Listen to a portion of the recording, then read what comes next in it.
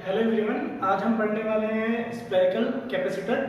Spherical capacitor का जो आज हमारे पास टॉपिक है, वहां पे हमारे पास दो कंसेंट्रिक स्पेयर्स रखे हुए हैं जिनके बीच में गैप है, मतलब ये होलो स्पेयर्स हैं, इनके बीच में गैप है।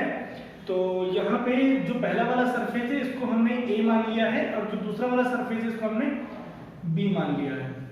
और ये दोनों के बीच में गैप है, दोनों बिल्कुल भी एक दूसरे से टच नहीं है। और यहाँ पे जो पहला वाला स्पेयर है इसको हमने मान लिया कि इस पे प्लस चार्ज है और इसका रेडियस हमने मान लिया है ए। और जो दूसरा वाला स्पेयर है हमारे पास, उसका रेडियस हमने मान लिया है बी।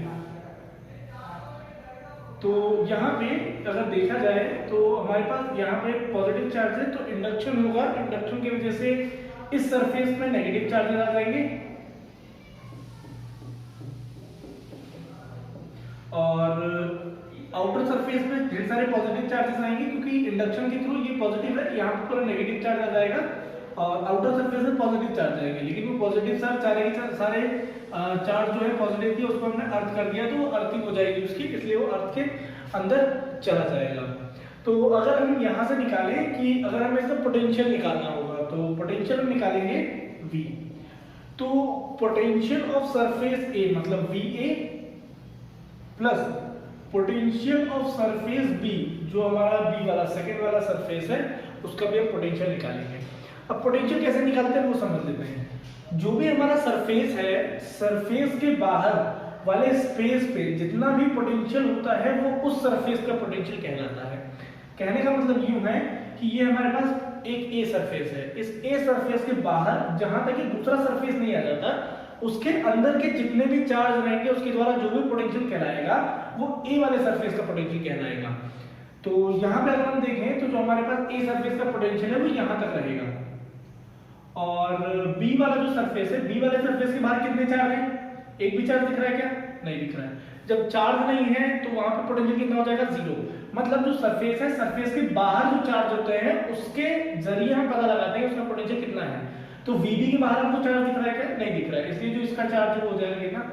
जीरो। अब हमें क्या निकालना है? VA का पोटेंशियल।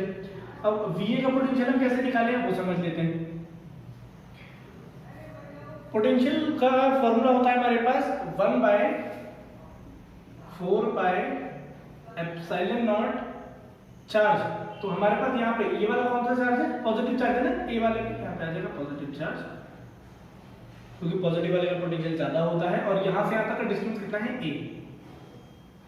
प्लस जो ये बी वाले का चार्जेस है उसको भी जोड़ लेंगे हम, तो 1/4πε0। अब बी वाले का कौन सा चार्ज है? -q, तो -q लगा लिया और अपॉन में क्या आ जाएगा? Distance b। ये आपके VA का पोटेंशियल आ गया। और VB का पोटेंशियल हमारे पास कितना दिया हुआ है? क्योंकि बाहर तो कोई चार्ज ही नहीं है, तो VB का पोटेंशियल हो जाएगा 0। अब हम यहाँ से अगर देखें तो हमारे पास आ जाएगा 1/4πε0। ये दोनों में से 1/4πε0 कॉमन निकल रहा है और ये Q भी हमारे पास यहाँ से कॉमन निकल रहा है। बचेगा क्या हमारे पास? 1/a minus 1/b। ये हमारे पास टोटल पोटेंशियल आ गया। तो अब हम यहाँ से इसको अगर सॉल्व कर ले तो Q/4πε0 b माइनस a/b, ये आ गया हमारे पास पोटेंशियल। ये हमारे पास पोटेंशियल की वैल्यू आ गई। अगर हम यहाँ से कैपेसिटेंस निकालें, हेंस कैपेसिटेंस इज Q/V। तो कैपेसिटेंस अगर निकालेंगे तो आ जाएगा Q अपॉन में पोटेंशियल। पोटेंशियल कितना आ रहा है हमारे पास? Q अपॉन में 4πε0 a माइनस b अपॉन में ab। तो हमारा फॉर्मूला लिख देंगे Q/4πε0 b माइनस a/ab। ये आ जाएगा यहाँ पे, ये Q से ये वाला Q कैंसिल हो जाएगा, तो कैपेसिटेंस कितना हो जाएगा? 4πε0 ab, ये भी ऊपर चला जाएगा इनटू में और नीचे बचेगा b माइनस a। ये हमारे पास कैपेसिटेंस आ जाएगा, उसकी यूनिट हम लिख देंगे फैराड।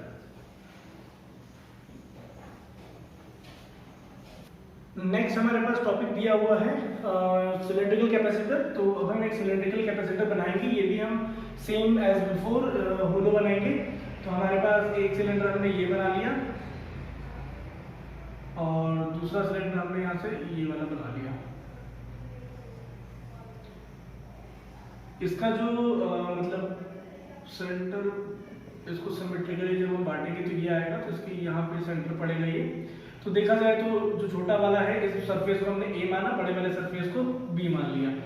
जो छोटा वाला सरफेस है उसके लिए हमारे पास जो डिस्टेंस या जो रेडियस आ रहा है वो ए आ रहा है, और बड़े वाले सरफेस के लिए हमारे पास बी आ रहा है सेंटर पॉइंट से। तो अभी जो हमारे पास मेन सरफेस होता है इस पर हम हमेशा पॉजिटिव चार्ज देते हैं। जैसा कि इससे पहले भी बताया था कि इंडक्शन की प्रोसेस से हमारे पास यहाँ पे आउटर जो सरफेस है उसके अंदर माइनस चार्ज आ जाएगा, और उसके बाहर जो चार्ज है वो हमारे पास उसको अर्थिंग कर देंगे हम, तो उसका पोटेंशियल हमारे पास जीरो हो जाएगा। तो जो ए सरफेस है उसके अंदर तो पोटेंशियल रहेगा, लेकिन जो बी सरफेस है उसके अंदर हमारे पास पोटेंशियल क्या हो जाएगा, जीरो हो जाएगा।